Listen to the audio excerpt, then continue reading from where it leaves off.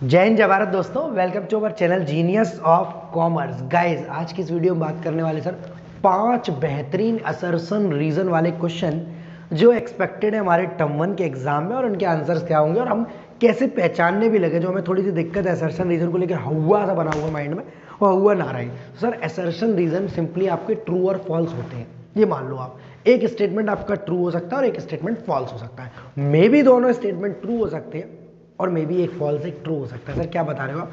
Sir एक point दिया हुआ है जिसका नाम होता है assertion, like salary paid to partner is debited to profit and loss account. आपने पहला स्टेटमेंट पढ़ा कि अगर हम सैलरी पार्टनर को पे कर रहे हैं तो वो डेबिट की जाएगी P&L अकाउंट में। बिल्कुल सरासर गलत, झूठ बोल रहे हैं ये लोग। ये स्टेटमेंट आपका फॉल्स है। तो आपको असर्शन रीजन का यहाँ पर लिस्ट दिख रहा होगा, जिसके हिसाब से अगर ये असर्शन और रीजन दोनों पॉइंट सही होते और एक दूसरे से रिलेट कर रहे होते तो आंसर ए होता, बट यहाँ सही नहीं है। अगर ये दोनों स्टेटमेंट सही होते बट आंसर करेक्ट एक्सप्लेनेशन नहीं होता रीजन इसका, तो आंसर बी होता। आंसर इसका सी हो सकता है अगर असर्शन गलत है तो। अब एग्जाम में आपको देखना पड़ेगा आपका असर्शन कब गलत है, तो सी टिक करना है या डी टिक करना है। मतलब पहला वाला गलत होगा तो लिखा होगा assertion is false and reason is true. जैसा इस क्वेश्चन में salary paid to partner is debited to P&L account, that means assertion wrong है, गलत है। हमारे वाले असर्शन रीजन के क्वेश्चंस के हिसाब से इसका आंसर होगा सी। एग्जाम में अगर ये असर्शन रीजन इसी फॉर्म में आते हैं तो सी, अदरवाइज होगा डी। हो सकता है वह डी पर हो assertion is false but reason is true. Salary paid to partner is an appropriation out of profits. ये बात बिल्कुल सच बोल रहा है कि सैलरी पार्टनर को पे करने वाली हमारी अप्रोप्रिएशन आउट ऑफ प्रॉफिट्स होती है। तो हमारे वाले हिसाब से जहां पर सी आंसर कब होगा, जब पहला पॉइंट गलत होगा और दूसरा पॉइंट सही होगा। डी कब होगा, जब पहला पॉइंट सही होगा और दूसरा पॉइंट गलत होगा। बट हमारा आंसर है सी। क्यों? क्योंकि सर पहला पॉइंट गलत है, बिल्कुल झूठ बोल रहा है। ट्रू फॉल्स के हिसाब से देखा जाए तो फॉल्स है पहला पॉइंट और दूसरा पॉइंट ट्रू है। सर ए और बी कब होंगे वो अभी बताऊंगा नेक्स्ट वीडियो में। इसमें सी और डी है, आप पहचानने की कोशिश करना। Point number 2, a change in profit sharing ratio amounts to dissolution of partnership form. अगर किसी पार्टनर के प्रॉफिट शेयरिंग रेशियो में चेंज आ रहा है, पहले 3:2:1 था, अब 1:1:1 है। पहले 5:3:2 था, अब 2:2:1 है। तो अगर ये change in profit sharing ratio होगा तो इसको हम डिसोल्यूशन ऑफ पार्टनरशिप फॉर्म बोलते हैं या डिसोल्यूशन ऑफ पार्टनरशिप बोलते हैं? सर इसे हम डिसोल्यूशन ऑफ पार्टनरशिप बोलते हैं। मतलब ये भी सरासर गलत है, सरासर गलत है, और हमारा असर्शन ही गलत है। तो रीजन तो सही होगा ही, क्योंकि जब जब असर्शन गलत होगा तो हमारे हिसाब से आंसर होगा सी। आप एग्जाम में जरूर देखना वहां असर्शन डी पर है गलत वाला या सी पर है, तो इसका आंसर होगा सी। सर बी पॉइंट नहीं पढ़ोगे, बी पॉइंट पढ़ लो, वो रीजन एकदम सही होगा। Existing agreement comes to an end, पुराने एग्रीमेंट खत्म हो जाते हैं इस केस में, और new agreement comes into existence, नए एग्रीमेंट आ जाते हैं। तो बिल्कुल सही बोल रहा है, रीजन एकदम सही है, बट असर्शन गलत है। और हमारे ABCD के हिसाब से असर्शन गलत होगा तो हमारा आंसर टिक करेंगे हम सी। और बोर्ड एग्जाम में भी हो सकता है, ऐसा जरूरी नहीं। आप क्वेश्चन पढ़कर देखना कि कैसे कैसे होते हैं। मुझे लगता है इस वीडियो के बाद आपको थोड़ा सा असर्शन रीजन कंफर्ट फील कराएगा, और 4-5 ऐसी वीडियोस देख लोगे, पूरा टर्म 1 के सारे असर्शन रीजन समझ में आ जाएंगे। Point number 3, the debt equity ratio will increase at the time of issue of equity share for cash. मतलब ये बोल रहा है, असर्शन बोल रहा है कि डेट इक्विटी रेशियो हमारा बढ़ता है कब, जब हम शेयर्स इशू करते हैं कैश में। सर डेट इक्विटी रेशियो का फॉर्मूला होता है डेट अपॉन इक्विटी, ऊपर डेट नीचे इक्विटी, ऊपर नॉन करंट लायबिलिटी नीचे शेयर होल्डर फंड्स। अगर हम शेयर्स इशू कर देंगे तो हमारा शेयर होल्डर फंड्स बढ़ जाएगा, और शेयर होल्डर फंड्स बढ़ जाएगा तो रेशियो गिर जाएगा, क्योंकि डेट इक्विटी में इक्विटी का होता है नीचे होता है, नीचे की तरफ होता है, डिनोमिनेटर में होता है, नीचे होता है।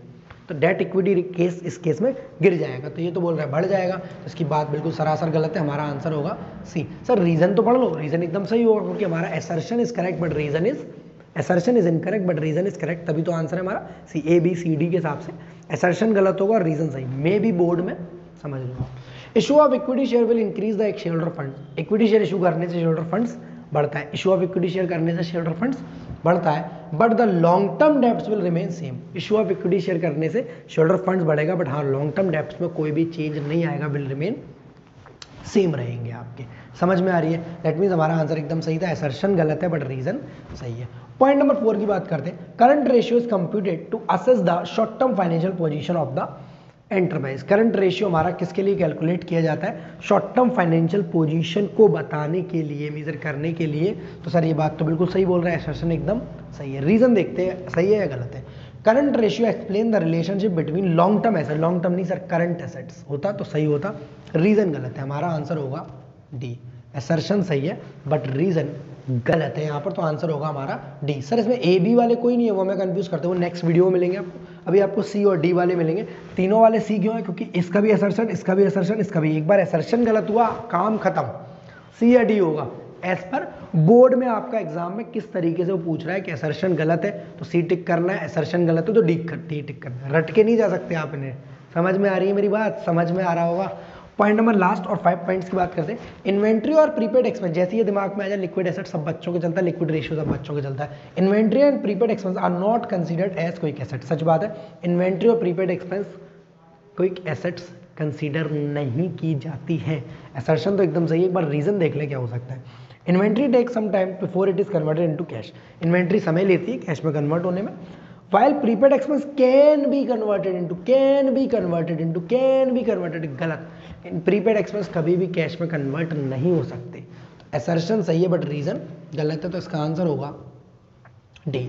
सर इसका आंसर ए और बी कब होता? अगर यहाँ पर कांट भी कन्वर्टेड लिख देता तो इसका आंसर हो जाता ए, क्योंकि असर्शन भी सही है और रीजन भी सही है, और असर्शन करेक्ट एक्सप्लेनेशन है रीजन की। और यहाँ पर आंसर हो सकता था बी, अगर ये यहाँ पर कुछ और ही बात करता। कुछ और बात कैसे करता? यहाँ पर ये बोल देता कि sir inventories and prepaid expenses are current assets but not liquid assets, ऐसे बोल देता ये। तो रीजन तो सही है बट रीजन करेक्ट एक्सप्लेनेशन नहीं है। तो यहाँ तक आई होप आपको वीडियो अच्छी लगी हो तो लाइक जरूर, दोस्तों के साथ शेयर, चैनल को सब्सक्राइब। ऐसे और भी बेहतरीन मजेदार एमसीक्यूज हमने अपने ऐप पर डाल रखे, सिर्फ वहाँ से आप अगर करके जाओगे तो पूरा टर्म 1 का एग्जाम बहुत बेहतरीन तरीके से हो जाएगा आप लोगों का। 199 रुपीज़ का कोर्स है। परचेज करने के लिए लिंक डिस्क्रिप्शन में दे दिया है और वीडियो के कमेंट बॉक्स में दे रखा है फुल इन्फॉर्मेशन के साथ। जय हिंद, जय Bharat, love you to all of you, be happy always. WhatsApp @7906 786 321।